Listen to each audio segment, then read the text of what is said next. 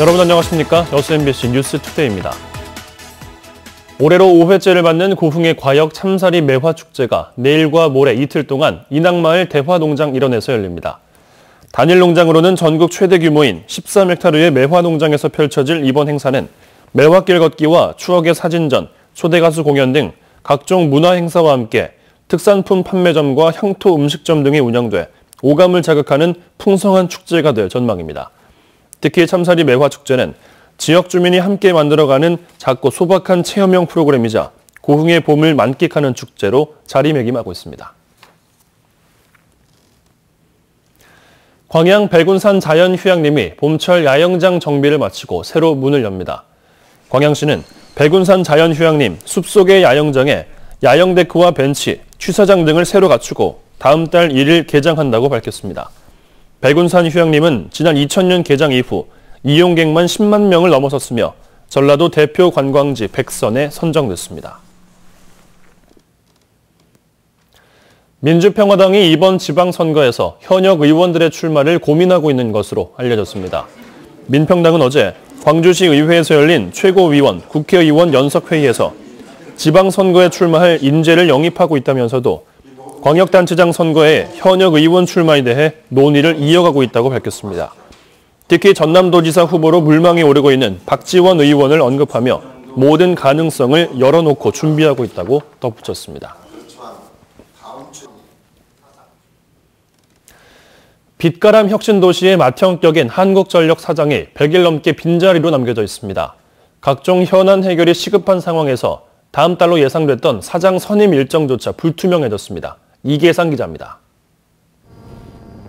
연 매출 60조 원, 임직원 수 2만 1천여 명에 이르는 한국전력. 조한익 전 사장이 퇴임한 이후 무려 석 달 넘게 수장 자리가 비어 있습니다. 2013년 2분기 이후 꾸준히 흑자 경영을 이어오던 한전은 지난해 4분기에 다시 적자로 돌아섰습니다. 탈원전 정책에 따라 올해도 수익성이 악화될 수밖에 없는 상황에서 사장의 빈자리는 어느 때보다 큽니다. 빛가람 에너지밸리 투자 유치 실적은 280개 기업에서 멈춰서 있고 한전 공대 입지 선정 등 산적한 현안들도 사장이 선임된 이후에 해결될 것으로 보입니다. 에너지밸리의 취지를 정확히 인식하고 많은 기업들을 유치할 수 있는 전문가가 왔으면 좋겠다는 생각입니다. 한전 사장 선임 절차는 임원추천위원회와 주주총회 등을 거쳐서 산업통상자원부 장관이 후보를 제청하면 대통령이 최종 임명하게 됩니다. 비공개로 진행 중인 사장 선임 작업에서 참여정부 시절 산자부 차관을 지낸 김종갑 한국지멘스 회장이 가장 유력한 후보인 것으로 알려졌습니다. 하지만 임추위가 결정을 미루면서 다음 달로 예상됐던 사장 선임 발표는 사실상 물 건너간 것으로 분석됐습니다. 빛가람 혁신도시의 미래 발전상을 최대 공기업인 한전이 이끌고 있다는 점에서 한전 사장 선임에 대한 지역민들의 관심은 클 수밖에 없습니다. MBC 뉴스 이계상입니다. 세월호 유가족들이 세월호 침몰 원인 조사 결과 은폐 의혹을 받고 있는 선체조사위원들의 사퇴를 촉구하고 나섰습니다. 또 유가족들이 요구하는 모든 참관을 허락하고 투명하게 조사 결과를 공개할 것을 요구했습니다. 신광하 기자가 보도합니다. 지난 2014년 선박해양플랜트연구소는 세월호의 침몰 원인을 분석했습니다. 세월호 모형을 만들어 조류에 따라 흘러가게 하는 자유항주 실험입니다. 최근 선조위가 네덜란드에서 진행했던 것과 같습니다.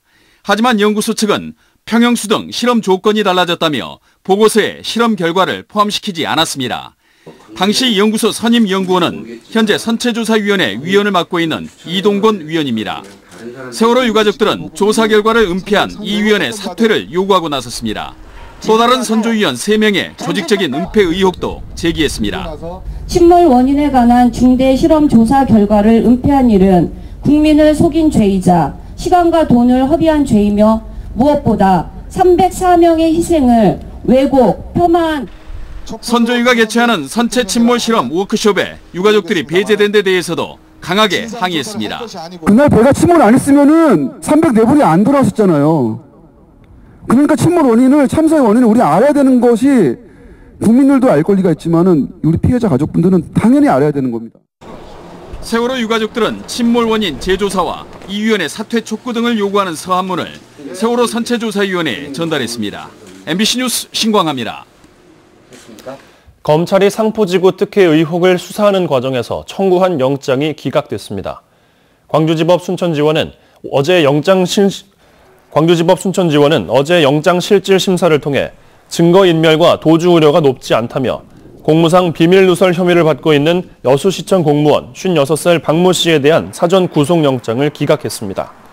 검찰은 지난 21일 상포지구 매립지 준공 인허가와 관련해 내부 문서를 휴대전화로 촬영한 뒤 개발업자에게 보낸 혐의로 박 씨에 대한 사전 구속영장을 청구했습니다.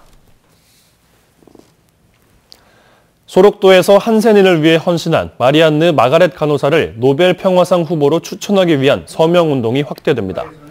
노벨 평화상 범국민추천위원회는 어제 정관계와 학계, 재계, 복지, 의료, 봉사 등 각 분야 37명의 위원들이 참석한 가운데 본회의를 열고 각자의 소속 기관과 산하단체 임직원부터 본격적으로 서명운동에 동참하기로 하는 등 범국민 서명 활동을 확산시켜 나가기로 했습니다.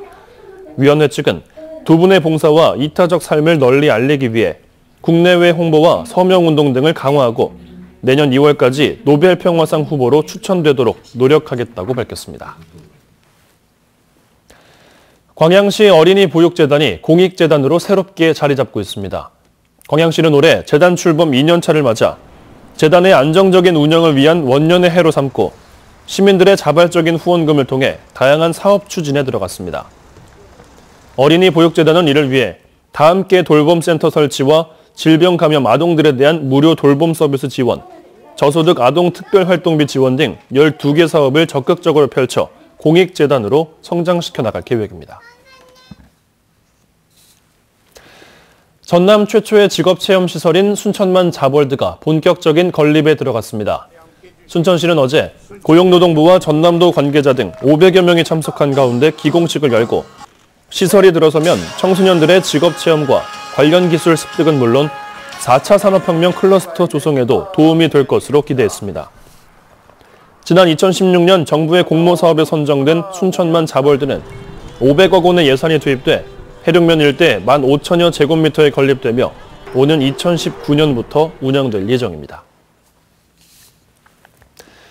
전라 좌수영 동원 복원을 위한 발굴 조사에서 조선시대 유물 등이 확인됐습니다. 여수시는 지난 1월부터 전남문화재연구원이 진남관을 중심으로 발굴 조사를 벌인 결과 조선시대 건물터 11곳과 축대 2기, 배수로 등을 확인했다고 밝혔습니다. 이상으로 여수 MBC 뉴스 투데이 마칩니다. 고맙습니다.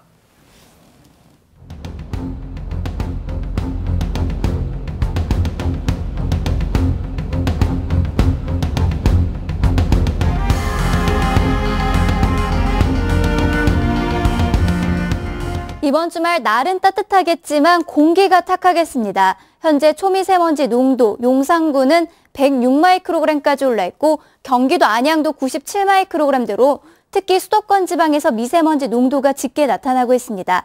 오늘 낮부터는 미세먼지 유입까지 더해지면서 그 밖의 지방에서도 농도가 높아질 것으로 보이고요. 남부 지방은 내일까지 영향을 줄 가능성이 있습니다. 그래도 날은 따뜻하겠습니다. 오늘 한낮 기온 서울은 14도, 일요일인 내일은 16도까지 올라서 봄 기운이 가득하겠습니다. 현재 서울 등 내륙 곳곳에는 안개가 끼어 있고 안개에 먼지까지 뒤엉키면서 공기가 무척이나 탁합니다.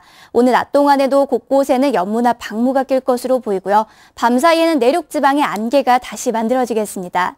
이 시각 기온은 서울이 4.2도, 강릉은 6도, 부산은 7도 선을 보이고 있고요.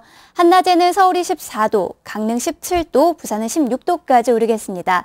다음 주에도 대체로 맑은 날들이 많겠고 기온은 더욱더 오를 전망입니다. 날씨였습니다.